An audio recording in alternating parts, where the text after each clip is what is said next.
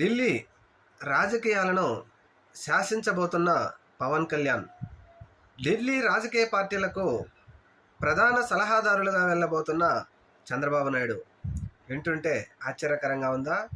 ఇప్పుడు ఇది పొలిటికల్ సర్కిల్స్లో చర్చ జరుగుతూ ఉంది.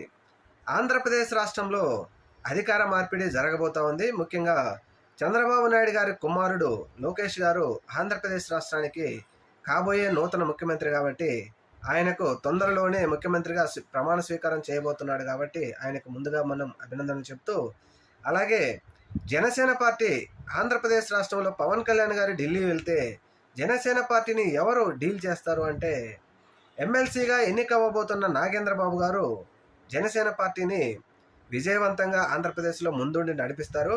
ఆంధ్రప్రదేశ్లో సరికొత్త రాజకీయాలు చేయబోతున్న లోకేష్, నాగబాబు చూడాలి మరి వీరి రాజకీయాలు ఆంధ్రప్రదేశ్ రాష్ట్రంలో ఎలా ఉంటాయి.